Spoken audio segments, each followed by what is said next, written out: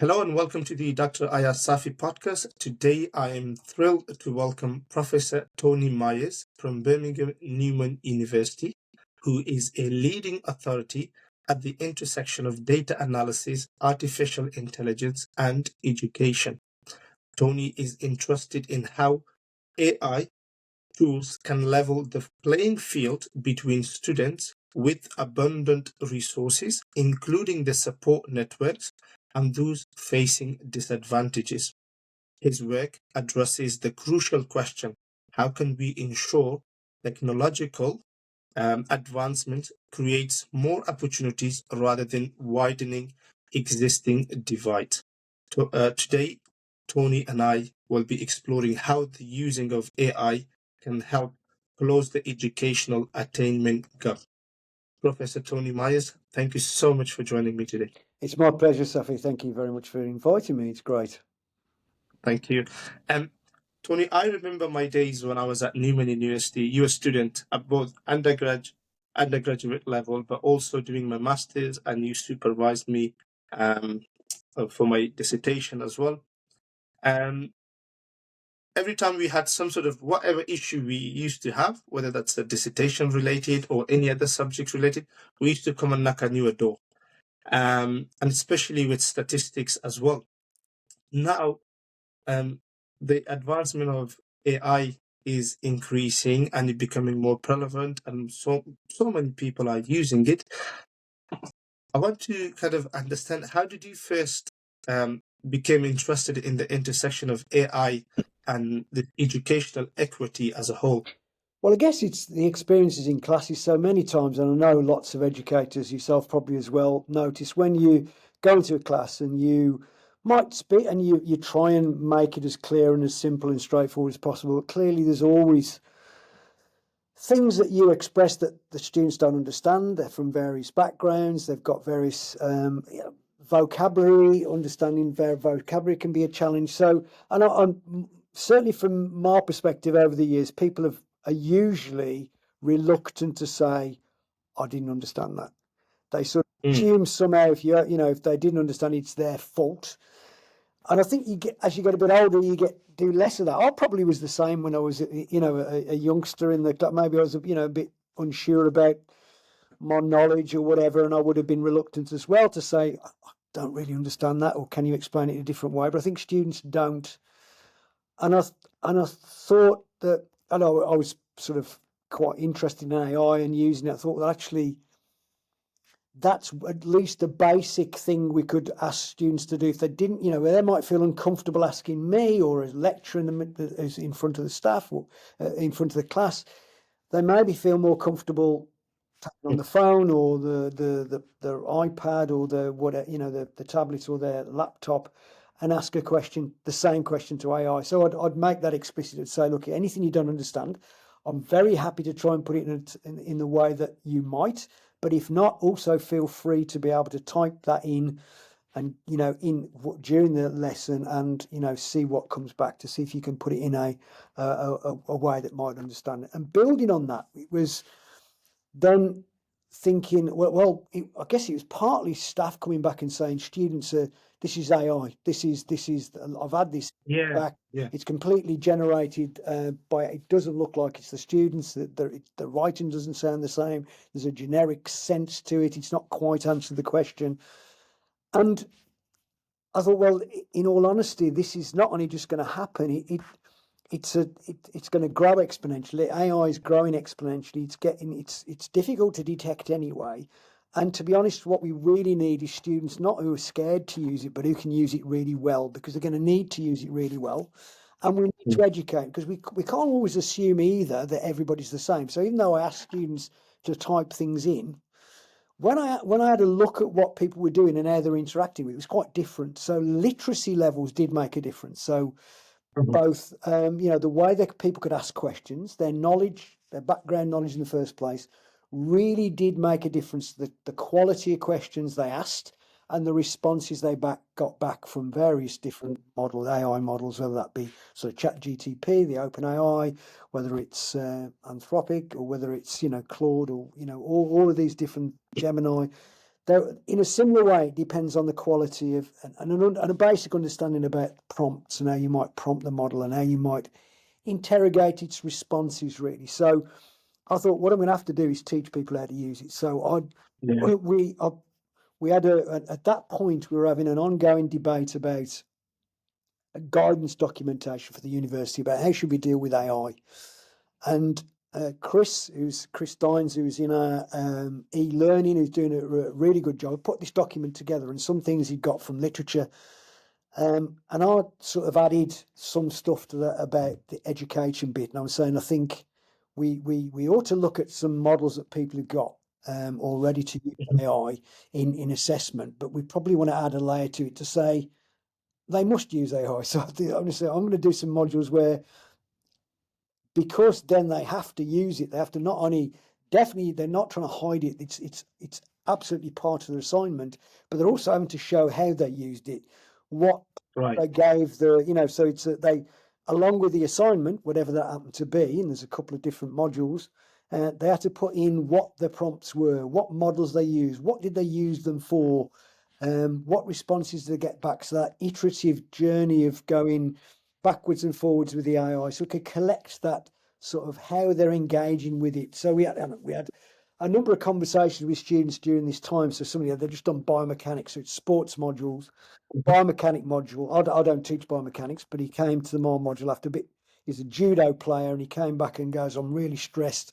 I didn't understand what momentum was, all these, biomechanical terms." And I said, "Okay, let's have a look. Let's put it into AI. Let's say, use an example from your sport. You're much more likely to align with something when it's something very personal to you that you're very familiar with. So let's have a look at how momentum transfer works in a particular judo throw." So he typed that in, he got back and said, "Oh, right, yeah, I understand." And so it was able, a back and forward conversation about he knows about judo. How could then, then it sort of escalated to sort of being more detailed in terms of the thing he had to do for his assignment, about how can we use this, how can we turn this into formula, but in a way that at a pace and a way that he understood. And it was these things that I thought, if we can get this right, if we can encourage students and teach them how to interact appropriately with various AI tools, that's generative AI, but other tools like Gamma for producing presentations and all sorts of other things, whether it's video generation or whether it's image generation, then we've got a chance to sort of, where people are coming in without a network to be able to ask people, it's fine if their family's all been to university, they can go to any family member and they can support them. I know my kids coming back from school, I know what they're doing, I know about the educational system, I know how to support them. But that's not the same for every kid at that school. It's not the same for every kid going to university or every student that's coming to university. They haven't got anybody to ask. They've got no experience of the environment. And I just think that without wanting to, and they often don't want to say that. They don't want to feel uncomfortable being in that situation. So that's where it started, I guess, for me. I think that's a very good and detailed way to look at it, Tony. Thank you for that. But also, when I speak to some other educators, including myself, when we are marking the assignments, students submitted to the Turnitin 8, we see the similarity reports, and then now we have this another tab, we see the percentages of AI, and then when we click on it, it kind of takes you to the percentages of whether that's been paraphrase or rephrase or that's been completely generative production. And then there is a percentage, the policy that we have in our institution, and if it's beyond that percentage, we have to refer it to the academic misconduct team. And then we have to meet the students, discuss with them why, and so on. And but mostly 90 out of 100% time, students, they do get penalized for the usage of AI. And when I speak to other people within the institution as well, they're saying, well, how would we know that it's their work? But also, this will impact their critical thinking and critical analysis. What's your take on that, Tony? Would this AI, the whole process of AI, especially at a master levels or level 6 or a PhD level as well, would it help people to improve their critical analysis? It can, Safi, but there's certainly been questions about it. Depends how it's used, really. And I think there's certainly some evidence where people have used it uncritically and still do. So I think that's a problem. So I think it's really teaching, which is why I made it mandatory for my modules. They had to use it. There's no question about them using it. Because Right. the AI detection tools are problematic. They're not particularly great.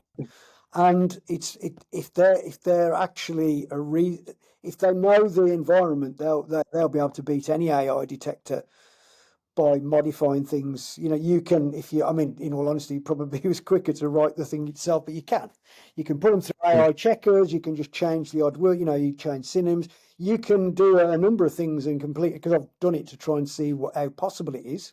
There's also some AI things that will humanize if you're prepared to them that humanize it. So it's not a great thing. So we decided not to use the AI detection because it's problematic. But then also the thing about critical skills is, I think, one, with what we try to do is say, if you're worried about an essay being written in AI, you probably want to change the assessment if you're really concerned about it. Or you say you have to use it, and you have to show me what you've done. You have to show me how you put your own work in. So what they have to do is they have to show all the iterations. So, for example, I'm doing this morning teaching a module on level 5 module where they design their research proposal for the level 6. So they're designing it. Right. They'll do a pre-registration. We talk about open science. They'll do a pre-registration on the open science framework, which has a series of questions.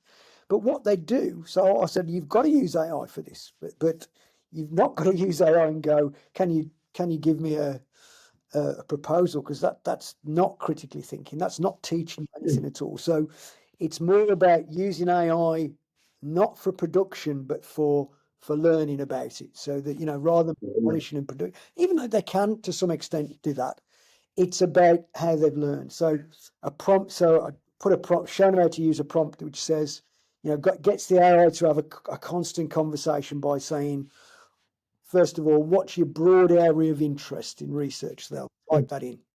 Then the next question, so the prompt asks them and tells the AI if they respond to ask a more difficult question or a follow-up. If they didn't respond or didn't understand, to ask a simpler question. But to get this iterative process of producing a reasonable research proposal, they can go and talk to a member of staff about. So they start off with a broad area. It might be, I'm interested in resilience in sport, you know. And then it might, you know, the next question the AI generates is, what particular population you're interested in, and what group of people you're interested in, and they'll say that. And then it'll be an iterative process of going, do you want to talk to people? Do you want to try and capture this qualitatively, or do you want to do measurements? Have you looked up the types of measurements you might use, or have you looked up types of interviews you might use? And if not, well, yeah, I can suggest can you suggest some sources for doing that? And so they can check. So it's this iterative process where they come out with something that they've had a journey on, and they capture the whole of this iteration. But also anything they come out with, they have to show where they're fact checked. So where you know, they have to ask the AI, where's the information come from? I need to check to verify the things you've said. And so they have to go to the original source and have a look. We also use AI to help them do that. So I don't know whether you've come across what's called Notebook LM, which is a Google tool, which is free, or at least you can use it largely free. There is a paid subscription, I think, if you want to, but the free stuff's great. So what you do is you can so say people are going to me, well, I find it really hard to read a journal article and pull out salient bits. It's okay, that's a skill that takes time. So let's pull up this Notebook LM. Let's drop the PDF of your article, of the journal article you're looking at, and let's produce a podcast of that, because you click on podcast and it'll produce a podcast talking about the article. You can actually say the focus you want. So you could say, I want to focus on this bit. And then also, during the fact that it's producing this podcast, but part way listening through the podcast, you can interject. So you can press a button and ask a question. So it might be you ask a question. So it's a male and female two hosts who are American sounding. When you press the button, it'll go, wow, yeah, we've got a question, that's great question. It'll answer the question you've asked. So I might, I might ask a question on, whether sample size. So I just did one recently with the students on what's called the football factory, which was about what had happened to some of the footballers, young footballers who'd left an academy. What did they do? So it had interviewed these people 3 years after they'd left and how they'd got on. And so I asked it about how have you recruited? What was the sampling method used? Just to show students that you might ask questions about the research processes they're going through. And it just said, we did a snowball sampling, we got so it gave some detail. So if you haven't tried it, it's well worth trying because it's really I'll definitely look into that. Yeah, because I think I've listened to your lecture with the basis, and I did come across Notebook LM. I think there's an instance yeah, of me asking a question about yeah, the question on it's sort of, I think it was on Bayesian quantile regression. I wanted to, because it was my paper, so I knew the paper. yeah. So it's partly checking how accurate they were at explaining it, really. But yeah, so that is one way they might go back and have a look at a source and question it to try and get an understanding of it. I think what's good about Notebook LM is that if you ask it something that it can't justify with that source, what's really Right. it'll say it won't, it can't. So if I say, I want to do, does this source justify this particular claim I'm making? If it doesn't, it'll say, sorry, the source doesn't say anything about that. We can't support that, Right. which is actually Right. quite useful, really. But again, so it's that fact checking, and how do you then engage with that, and what do you do if you don't quite, if it's a bit too, you've got this journal article with lots of statistics you don't understand. Yeah. It helps again without, if somebody was there to talk it through them. If there was endless numbers of tutors that could go and sit with them personally at their convenience, that'd be great. We still got, we're still small numbers on the courses here, but still there's not enough to make everything absolutely personal for everybody. When No, they no, need of it, course. to sit with them, maybe when they're at home, to be able to answer their questions immediately. And so it's a way that they can do that. So they have to verify the outputs of these outputs and check that the AI model is giving it the right thing. Sometimes it won't, so they've got to. How have they dealt with that? They've gone back and said, this is incorrect. Can you give me another source, or is this? And they check the claims that are made, because that's really important, because they're still. Yeah. It's still, the models will still hallucinate. They've got a lot better, but they still will hallucinate. That means they'll produce stuff that's not exactly accurate.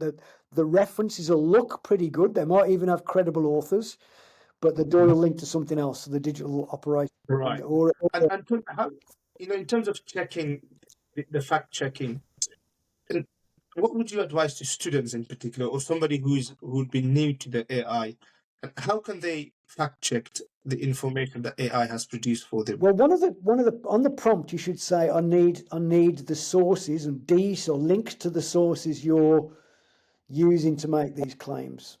So Right. it could be after, it could be part of that prompt, if you like. You've got various types of prompts, but you could say afterwards, when it said something, can you provide the sources and links to the sources so it's easy to click on? You click on the link, and so I can check how accurate the sources are. And Right. it'll produce Yeah. links, so you can go back and check for, click on the link and say, and you can either go back and say, great, that's right, or that's not. But still, if it's a link to a credible source, you still need that level of checking by either getting something to read it, like Notebook LM, or reading it yourself, to be able to check whether, even though it's a credible source, is it actually saying what the AI said it's saying? Generally, that's Right. also an important element of it. And in that way, you start being critical. So I also get students, there's something called AI Studio, which is like, again, a Google thing where you can move the temperature. So I don't know whether you know about temperature, but temperatures, Wow. what AI models do is they basically predict the next token. So sometimes the next word, if you like, based on, so it makes a number, and it's a statistical calculation essentially. And it looks at context. So it's not, and there's a range of potential possibilities. So it might be, I don't know, so it might be you type in a bird in the hand is worth 2, and the most probable response is in the bush. In is the Right. word. But if you put the temperature up, so if you increase the temperature, it uses lower probabilities, so it generates more creative responses. So it might come up with something completely different than that. If you had a zero temperature, it's likely to say a bird in the hand's worth two in the bush, or some common, 1 + 1 = 2. Whereas if you put a very high temperature, that will be different. It will give a lower. And so it's getting students to know that this is a statistical model. This is not truth with a capital T. This is based on learning from language, and it's learnt these patterns of what it's called weightings, these patterns of how one word and what context follows another. And so it's really just predicting what the next word is. And it does that with a range of things. One of those things is temperature. It's an easy way they can do a slider and see how more creative, usually how more creative lists of ideas will be if you increase the temperature. It might be a bit more wacky, but they do that. They can see that it's a process. It's not true in a sense we have to check. It's still, well, it's just the same as somebody on social media saying something as well. We want to really try and get students to check any information to say, how accurate is this? Because just because somebody says it very convincingly doesn't mean it's true. And the same with the AI. It can be very convincing. It's using, it's trained on lots of human interactions, languages, and etc. And so you still do have to check it. And it's about getting students and not to accept everything you're told. I think that's a great way of whatever information. And I think any academics, depending on the level as well, even at college levels, you are encouraged to make sure you check your source, and if the AI is helping to do that, I think you should definitely be encouraged. And in your experience, Tony, what do you think are some of the biggest misconceptions that educators have about AI's role in addressing educational inequalities, rather than, for example, and what can be done to help address those misconceptions? I think in a way that it's, one thing to recognise, I don't think it's going to go away. I was at the time at school when they brought calculators in, and there was some people frowning and going, oh, calculators will, nobody will be able to do any mental arithmetic anymore. But it wasn't the case. Some people who maybe weren't good at mental arithmetic didn't get any better, but they could use tills. In the end, they had jobs that they couldn't have done otherwise. They were allowed to use electronic till or to be able to calculate something. It's very similar with statistics. It used to be all very hand done. When I started, it wasn't hand done, to be fair. You could do it by hand, but there was the start of some statistical software, which is a little bit cruder than it is now. But now it's highly sophisticated, and so it's the development of things. And I think there's a transition. There'll be a transition and it will have an impact. I think it's going to have an impact, just like any new technology. This information technology could well have, in some cases, some jobs might well go and this might change. But I think that's going to happen. So we've an important for educators. We're trying to make sure we educate people to be able to be constant learners, I guess, because things are going to change. They're going to have to keep learning, adapting. Somebody asked when I did the basis thing about, should we, maybe we need to spend the next 18 months working out this particular platform. I said, well, 18 months will be too late. It's now about learning on the hoof. It's about change. You haven't got 18 months. It won't look the same. It'll be different. In 18 months, given the rapid rise of some of the models recently, and there might be some stalling, who knows, but it's been an exponential rise. And it likely, given it's driven by money, it's a huge, there's huge investment, and it's people are already in business using it, and we need our students to be able to use it. So, it's sort of, to me, if we're only doing things that AI does as well as humans, we need to change the assessments and change what we focus on, because, in all honesty, they're going to be doing that when we leave. That's going to be the. Do you know that's going to be it? We need, absolutely. If you can't add anything to that, if you can't add something human to that, that's going to be better than the AI, particularly if it does achieve, whether it will or not, it's a debatable point, AGI, that means human general intelligence, that's sort of super intelligence potentially in the end.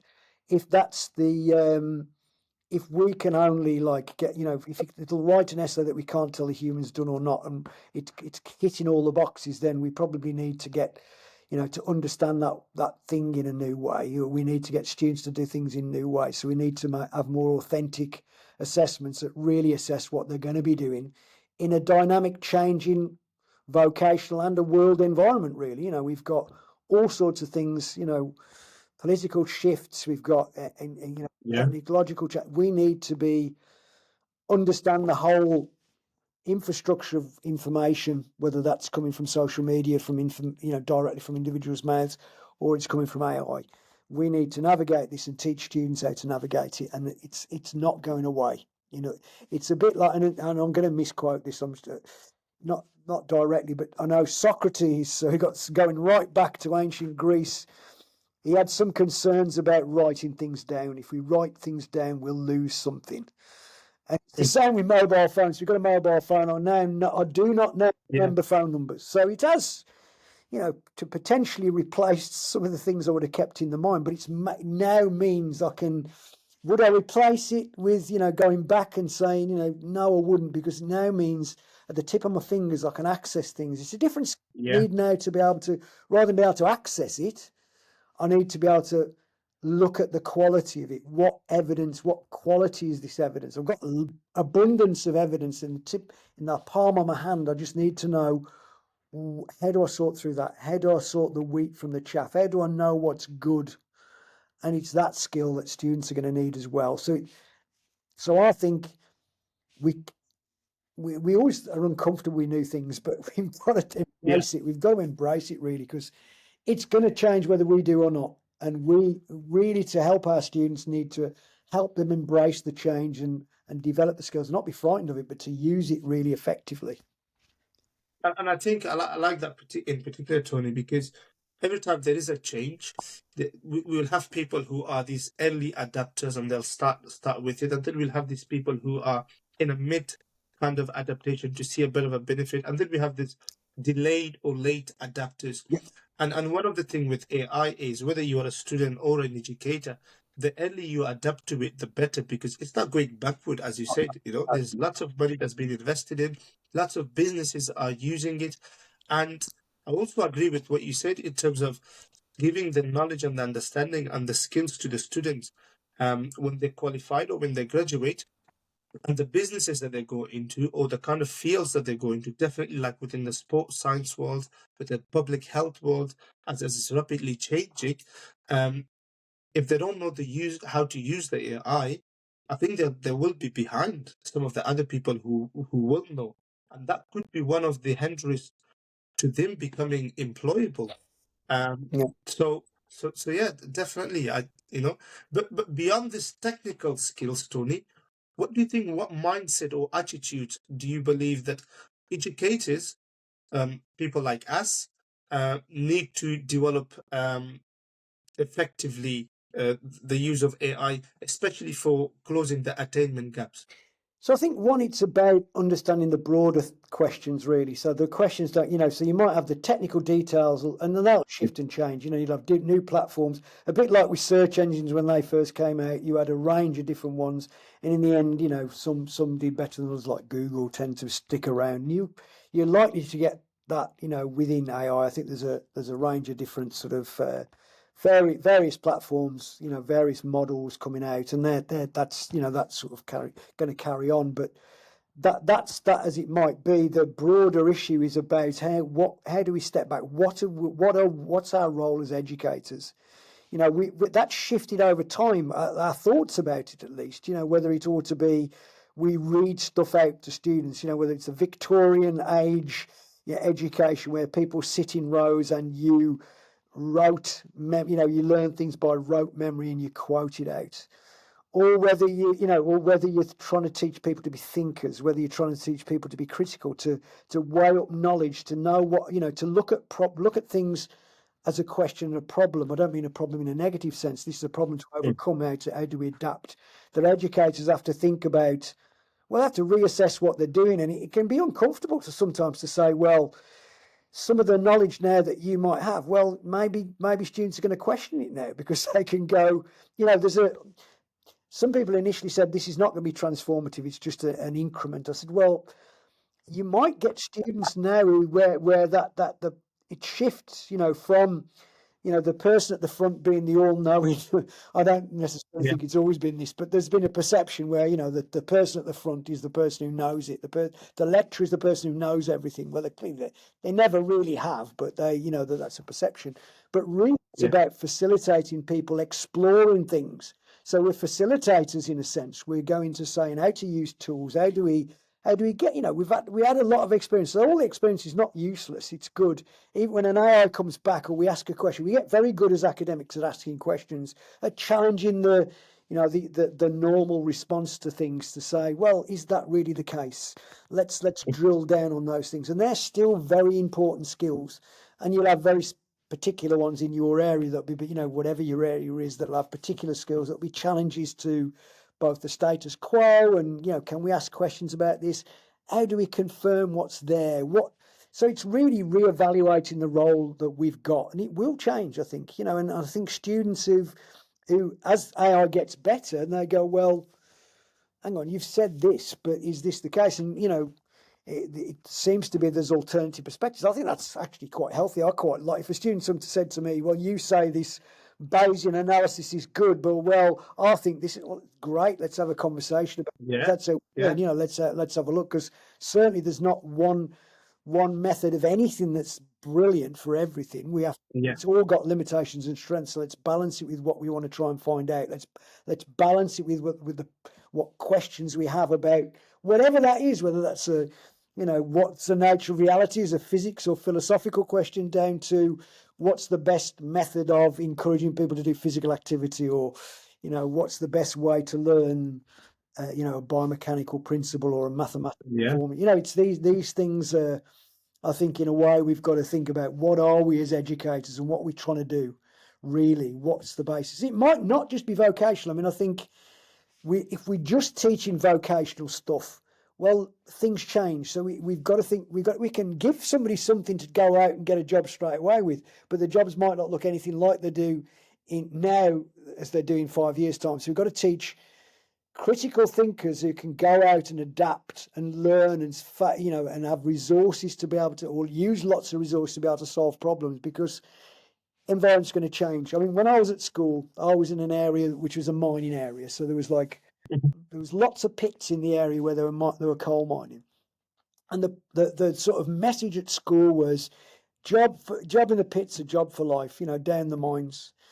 And I was a bit resistant. I didn't particularly want to go into the mines. I had grandparents who'd been there. I didn't really want to go in the mines.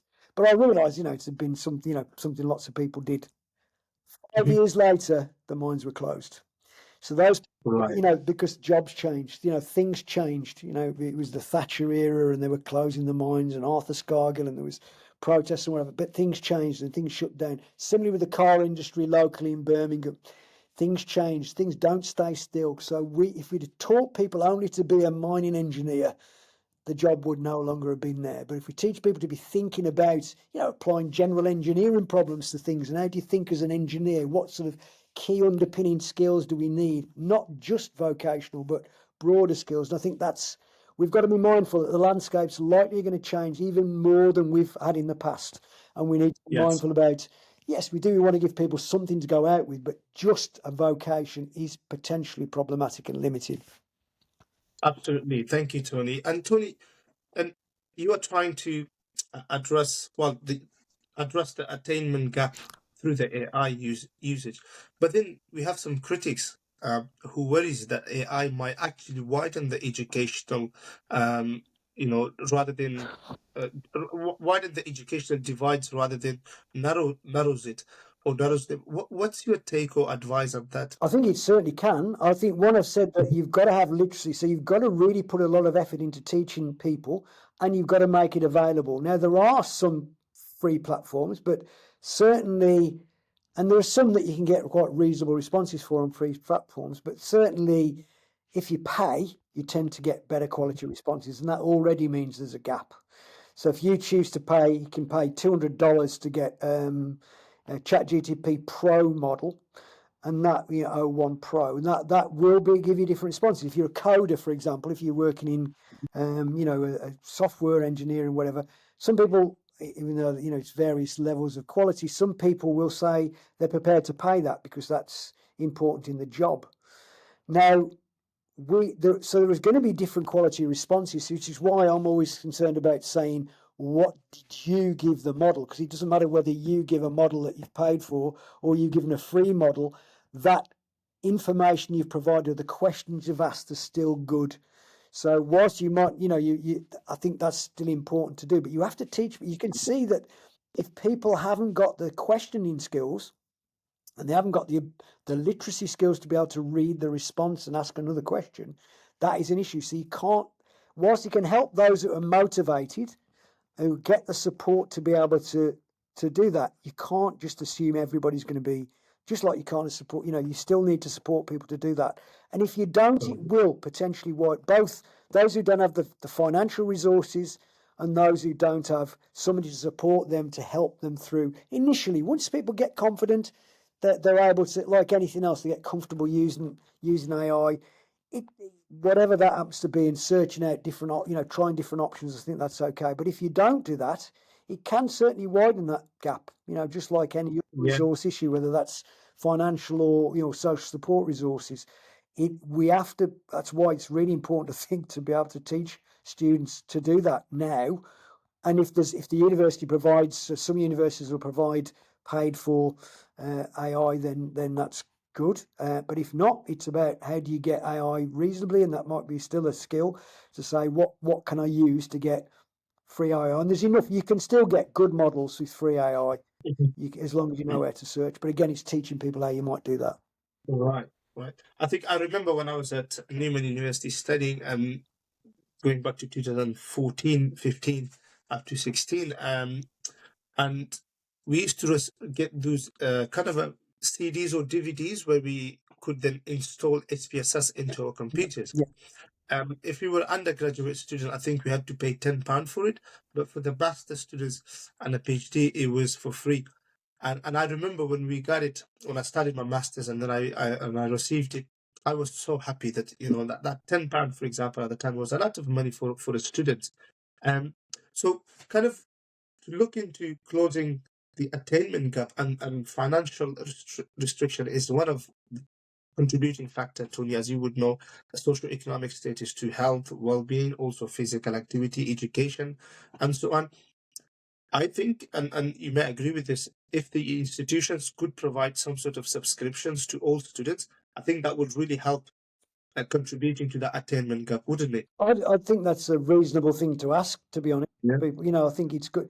I think it's just it again depends on how knowledgeable those who've got the financial strings are, and I think in the end it will be potentially students who request that as well. You know, so they might not. Yeah. I don't think it'd be that long before they're going, well, what do you offer? Do you offer, you know, you might offer free PE kit, but do you offer an AI? And Yeah. or a subscription to something as well, because I know there are certainly concerns. So DeepSeek, for example, is a very good AI it's very good, but there's concerns about, you know, is it, you know, about sort of cybersecurity type concerns. Now, you can download a lot. There are various ways of getting around. You can download a local model, so a model it's not even connected to the internet that'll do things that's. But yeah, it's not, unless you've got a really powerful machine, it's not quite as good. Right. So it's still being aware, again, that cybersecurity, being aware if whatever you're doing, you're not putting information in, personal information in. And I would say that's the same for ChatGPT, even though you can sort of put you can make it so it doesn't record. You know, there's certain things you can go into settings and say, well, I don't want this recorded. I want to, you know, it's not going to remember the conversation. It's not going to train data. You can click certain buttons. And it's just being aware of cybersecurity as well, I think. So if you use, there's plenty of free ones. Just be aware of what you put in. I mean, I guess anyway, don't put in your bank details and your very personal details that you wouldn't want anybody else to get hold of. It doesn't necessarily, like AI necessarily, when it's using your data to train, it doesn't necessarily retain. It might do, but it doesn't have to. It learns from those sort of the next word. You know, it learns the weights of things based on different inputs that you've got and different, and it's as it's doing, it's learning on data. But you can, you know, certainly some things you can say you don't want that to happen and it won't.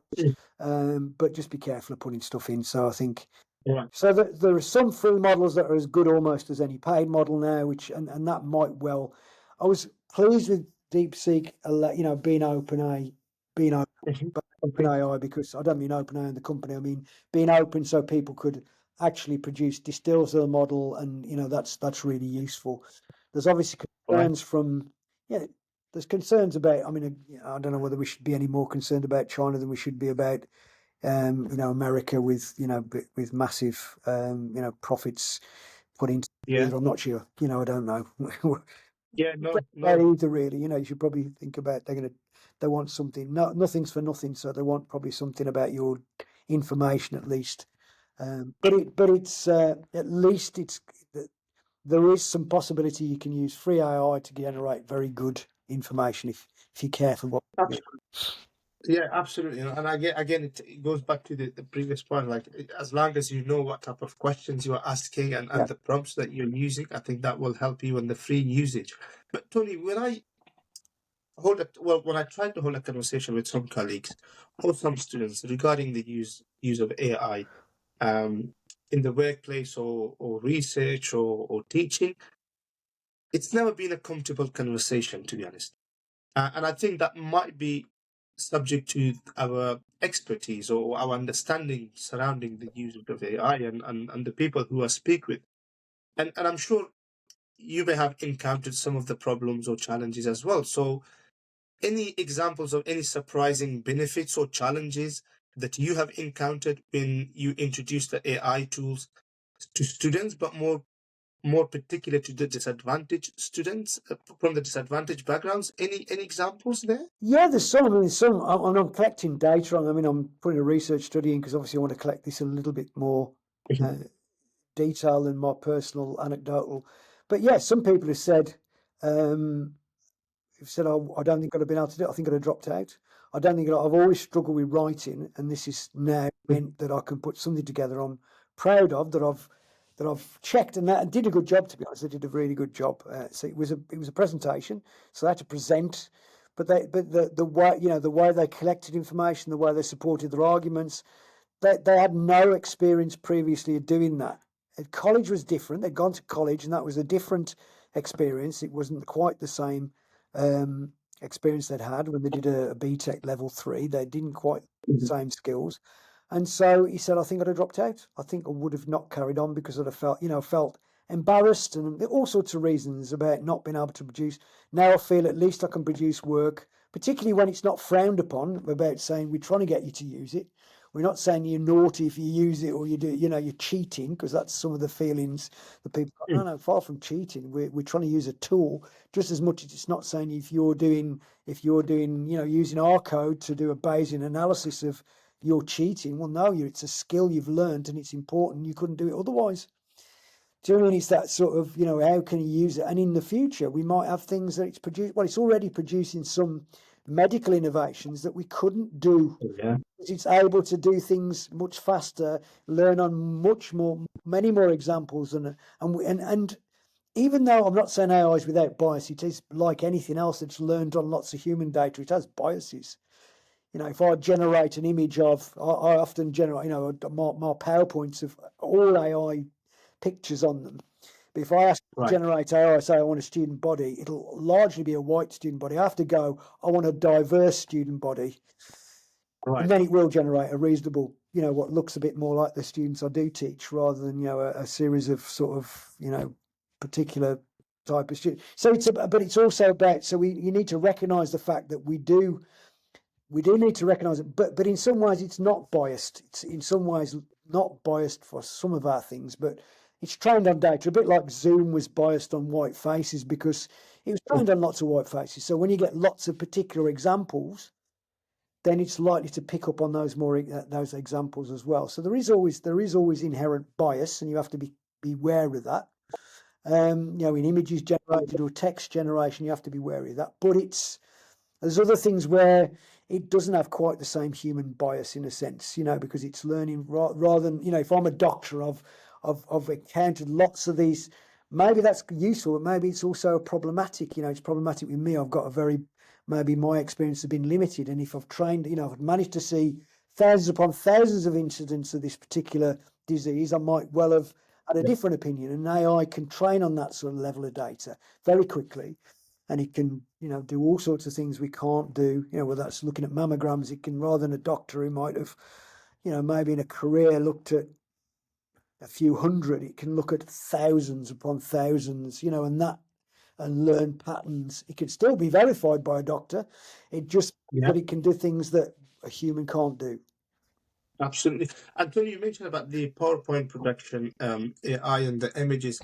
Is there any particular AI tool that one can access it, or any ChatGPT or Claude or So I think lots of tools where they're trained. So there's lots of tools you can use. So, for example, I get our students when they're producing presentation to use Gamma. That's allows you to generate.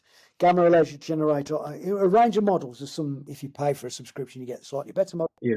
But there's Diffusion AI. There's a few free packages, to be honest, that generate videos and images, and you can you can do a lot with those, and you can make very photorealistic images that are actually you don't have to worry that you're copyright protected, that you're stealing somebody's the copyright. They're generated, and you can make it as nuanced as you want it to. Sometimes you just have to work. So if you say, I want a clock that's pointing to midnight, I usually give this example. You get a clock pointing to midnight with the both up. It'll do any clock that's 10 past 2 to 10 to 2. Right. Yeah, because he's been trained more on that. Those images generally tend to be in because it's quite a nice visual image. So lots of marketing material has got those sort of clocks in where it's learned, so it learns just the same as it's probably got lots and lots of examples of students in American universities that are white and look in a particular way. That it's better to, you sometimes have to prompt that to make sure that you're not getting a biased response. And Tony, in terms of one of the concern is the ethical consideration surrounding the AI, but also now as you're looking into the attainment gap, what role do you see for AI in supporting students' emotional and social development and that network surrounding those elements? Yeah, so I mean, there are ethical challenges. I think that it takes a huge amount of energy to produce these models. It does. There's a huge amount of investment gone into it, and you can say that some people are going to be left behind. They may well be, including some countries left behind who are not able to. Which is why I really liked the DeepSeek offering, even though some people are suspicious of it being China and what that, and you can't ask it about Tiananmen Square or any of the directly. It'll refuse to say. It's still a positive step for me to have something open source that people can use wherever you're from. You can try and develop and use it, refine it, whatever.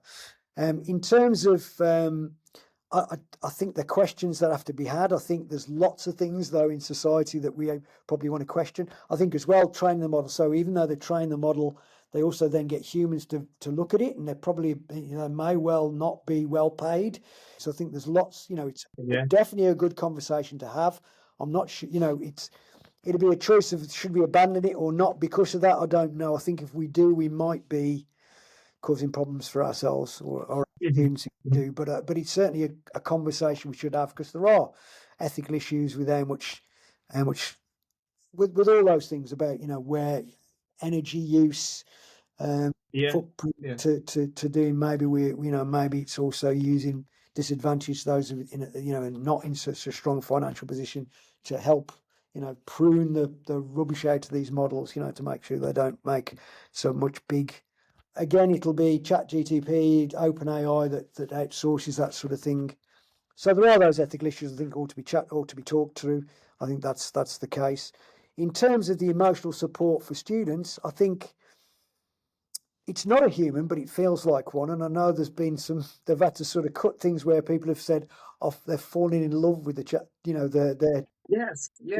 because we do respond to, when somebody listens to you, when somebody responds empathetically to what you're asking, then people do get drawn into that. We don't we're not used to interacting with machines that do that. We're interacting with people. So, we're now very used to text messaging and having a series of, whether that's WhatsApp or text messaging conversations with people. But now also talk. I mean, now they talk very, the voice capture now sounds very human. And so, in a sense, I guess it probably wants monitoring, but if it can support somebody in some way, maybe maybe there are apps that will be out there that will be more fine-tuned to support people positively in that way. But it's an angle really. But we're not able to solve the mental health crisis. We certainly haven't got enough people to do it. Maybe it can help done, looked at properly. Maybe it's a research project for somebody to look at how we can use this appropriately and sensibly to support people's mental health, fine-tuned in the right way. Yeah, I think that would be good, and I would love to kind of look into it as well and see. Yeah, definitely. And Tony, we know the attainment gap in HEI, in particular higher education institution, are very diverse findings. Yeah. And the reasons are also very different. And some of them you mentioned earlier as well. And in particular, I was the first one to go to university from my family, given that I arrived to the UK when I was approximately 14 years of age with no English skills. And everything was very challenging as I was pursuing college, then university, master's, PhD.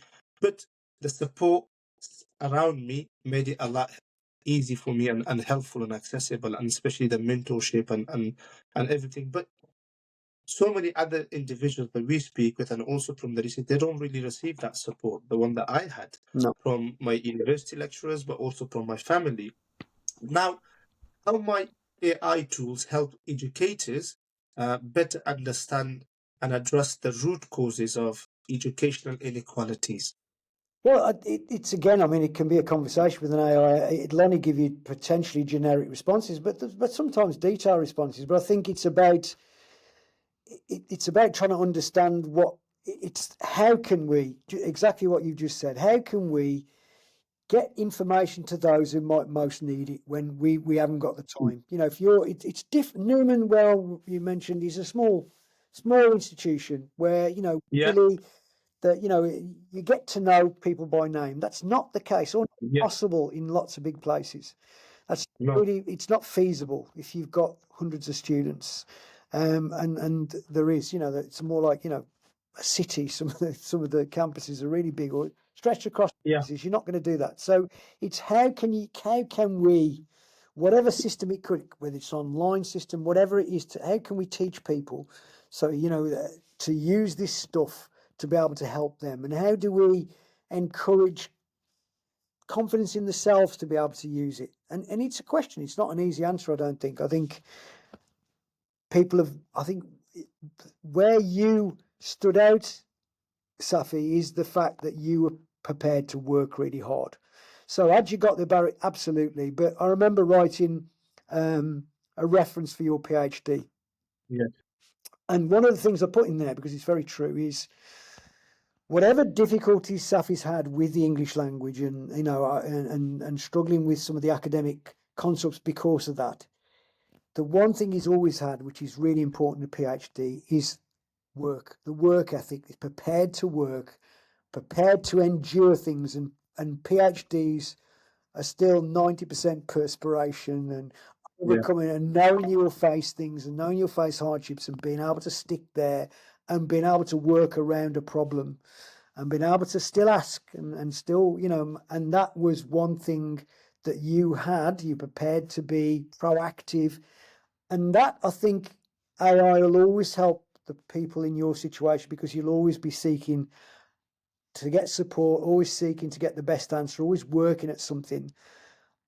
That's fine. I think the more challenging scenarios when you got those who are a bit apathetic, those who are not really, you can't. Not. I don't mean. I'm not blaming them either for all sorts of their personal circumstances. Means they're not able to do that. They're not able to take pressure. They give up. Their life's been so in such a way that they're not able to, and that's where that's where the challenge is. That's where the challenge Yeah, is really. That'll be the challenge, because I think that they are those students who, who don't feel comfortable coming across onto the campus. They feel, they just want to bury their head in the sand, and it's lots of people do that with, whether that's bills, whether that's. I think that's the bigger challenge, and I think that's, I'm not sure AI in its sense, in its whole, will be, it could help those people, but it's getting the message to those people in the first place is the challenge. absolutely. Thank you, Tony. And Tony, as now AI is becoming more prevalent, and we've been discussing about it as well for the past hour, what advice would you give to some of the schools, colleges, or universities who are just beginning to explore AI as a tool for the educational equity?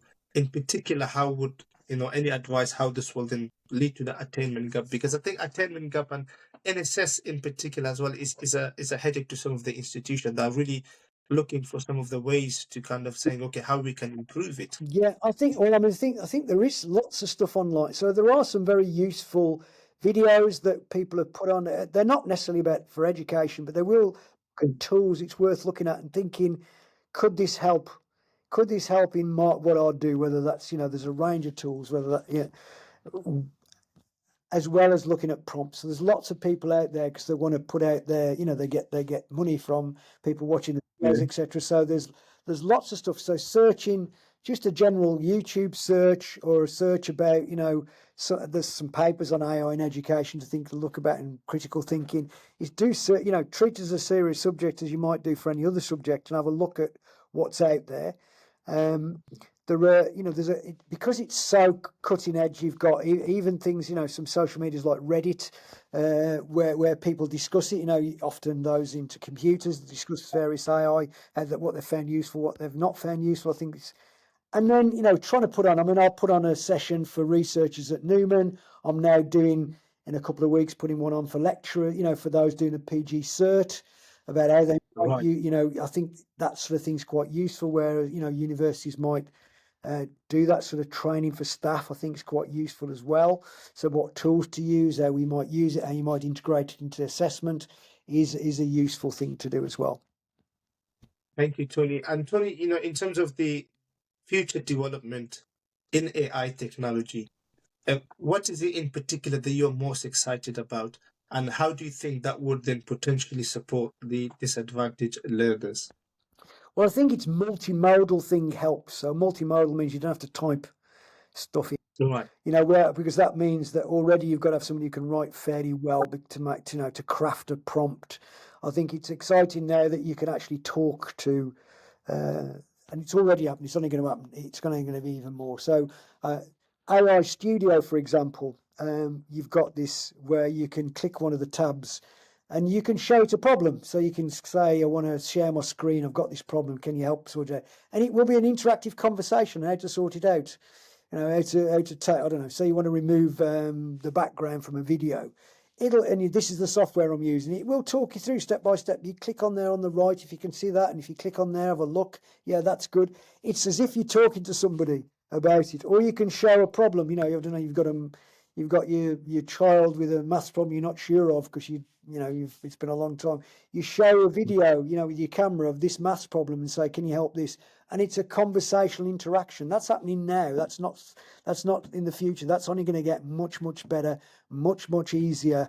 And so I think it's an exciting time for this sort of multimodal, where it can be, conversation. We interact visually as well as orally as well, not just in sort of text-based conversations with AI.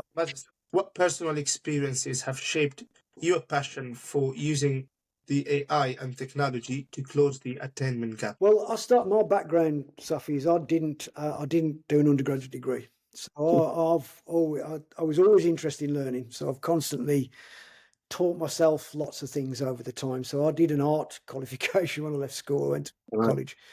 I was interested in sport and whatever. And it was like, as a 30-year-old, I went into higher education with no undergraduate degree to do a master's. I was given that opportunity, but because I guess I'd been enthusiastic constantly about learning everything I could. I'd read lots of academic textbooks Yeah. Fun, not just because I had to pass a module, because I really wanted to learn, genuinely wanted to learn and apply it.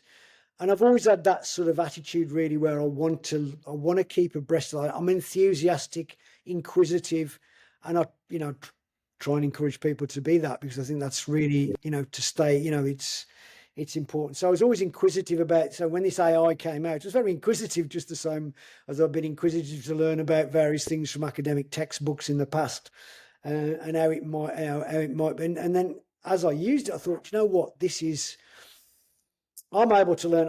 I used to I do R code, which I taught myself how to do statistics. Wow. But then I thought, well, actually, I can use this tool to help me learn Python, which is, it'll extend my vocabulary, and actually, if I can do this now, it might be that other people can do things that they can't do, and it was just interacting with it. So, this might have possibilities. Might really have possibilities. There's lots of things people have tried to clone the attainment gap. I mean, I think it's a lot to do. It has something to do with ethnicity, but it's more to do with where people are situated rather than anything to do with the melanin in the skin, for example. Yeah. It's to do with what Yeah. what support system have you got? What culture have you come from to encourage this or to support it, or to, that's usually the thing. What people have you got around you to help when you're struggling, or what role models have you got to look at, tends to be the defining factors. So it's where, if you've got people who are interested, I think AI can really support that. It can really help those situations where somebody feels that they haven't got that support network, they haven't got that. I saw when I'm using it, this could really help people, if they're prepared to engage with it, if they're comfortable with engaging with it. I do know as well, it's not the same. Somebody who's used to teaching themselves lots of things is very different than somebody who's never done it before.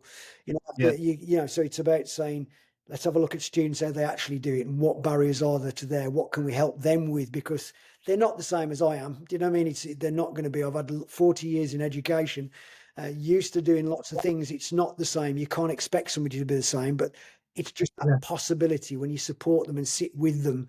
It's that possibility that excited me. And I think, Tony, I like to draw on a bit of a personal experience. When I was a student at Newman University, you have played such a positive role in my academic career. I think had I not met you, or had I not come across you, maybe I would not be in the academic world today, or maybe I've not even gone to the higher education. um, because you were not just supportive and generous with your time, but your constructive feedback was something that also helped me. But what else, as when I met you, Tony, and I found that comfortable spot, say, okay, I know who to go to if I have an issue. And I'm not sure if I ever told you this, but my students are aware of all of these things. And I tell you now, Tony, Find something. I every time when I used to see you in the corridor when you were entering a lecture theater, I used to actually copy the way you walk. I was just looking at how you talk, and how you talk to me, and how you talked in the classroom, and how you supervised me. And now when I'm teaching, Tony, and this is the honest truth, I I tell my students, and I think almost all of my students knows you by name. My colleagues knows you, and sometimes because they find me very approachable, and they find me that same generosity, kindness, and everything. And I say, well, the credit isn't and shouldn't be coming to me. It's the legacy of somebody else that I just want to continue. And when you go and become an expert, or something, when you become in the leadership position, make sure you continue this if you find it helpful, and help other people. Um, and I want to thank you for that, Tony. Honestly, you have helped me in so much, immeasurably. And everybody in my family knows this. My friends knows this. You are my favorite academic. You are someone that I look up to. But I want to ask you, Tony, a question here as well. Um, to end this, because you taught so many people, like so many friends that I know, who's been taught by you. And every time we get together, we talk about you. There's never been a gathering with Peter Collins and Iffy Yeah. and some others that we have never talked about you, Anwar in particular as well. We always talk about you. So you taught so many people who are in a good positions now, and Who was your favorite or most memorable student, and why? Well, Safi, you've got to be a bit of one, because there's a few students I've had that have had like challenges. So I'm always, I guess, if you ask me who would want to win a competition, I'm always there for the underdog. I always want. It's always the one who's had to work harder. That's a sport, coach sport. It's the ones who, not the ones who find it easy. It's the ones who've had to really work. So you will always have a special place in that sense, Safi, because Yeah. and some of the others who were not necessarily successful, but I thought that their history, their life history, whether that's coming through war, and where somebody was saying, yeah, well, some people were shot by the side of me, or we had this, we had to tie a hand grenade to the door. See, those people who've come and lived a normal, are able to adjust to a different country, different language. Yeah. They're the sort of people who, however successful it is, like, being successful is just actually surviving and coming through and having a positive role in life. So to be honest, Safi, on our open days, you are a picture on the open day presentation, because Oh, thank you, Tony. Thank you. genuinely, it's about saying, this is to say, if you're prepared to work hard, and it's not just easy. It wasn't easy for you, was it? It was a struggle. Because for all the things you've said, it's not easy coming to learn a different culture, different language, different everything, different environment. Academic environment's different anyway than other Yeah. environments. It's different. There's expectations. You don't know what to expect. And the fact that you were able to navigate that, even if, some of the grades you got were, there were pass grades, and you're going, and so feedback was that you took the feedback on board, you did it. That's not about saying it was easy. It wasn't easy. You worked hard. You were doing, fitness stuff outside of, you were doing physical activity sort of stuff outside of that. You had a passion for things. So that was always something that's always been really, so that's why. There are several students, but you're certainly one of the students who stand out for me Thank you, because of Tony. that. And it's not about the ones who were, there's some great students who were, were really good academically, but it's sort of, they would have probably been good anywhere. Do you know what I mean? They'd have probably been good any time. And so Yeah. personal challenge, that coming through, and then I was really, when you got your PhD, I was over the moon, really. No, thank you, Tony. And I think you helped me with the proposal at the time as well, and with the reference, and even during my PhD, sometimes I used to come to you and ask for advice, and you always be generous for that. And I just want to kind of let you know that I am continuing that legacy. Obviously, I will never be close to as good as you, Oh, don't say but that. I'm trying. No, I'm trying. I don't. I You think you know. should say that. You're very kind, but I also think you probably get to places I can't get, Safi. So I think that's good. Just like in the research, there's places you could reach that I could never reach, Yeah. and I think that's really important to the communities you can reach. It's important to reach the people you can reach. It's important to reach. If you're kind and generous, that's superb, and I know you are. But I mean Thank you, Tony. that's Thank you. excellent. And with those communities, again, when it comes to analysis, when it comes to results, we can't do it without you. Wherever we go, you are with us, Tony, and you'll always be with us. I'm glad you did not mention if Irfan Khawaja and Peter Yeah, Collins, as close they as it could were as good be. students, but that Peter was. Peter particularly was sort of, certainly didn't have it easy, but he was, he had Yeah, a smoother ride, I think. yeah. They'll be jealous to hear this. He had a smoother ride. If he had different challenges, Yeah, and he's come through, and it's great he's come through, and I know he's had some issues recently as well, which is really sad. yeah.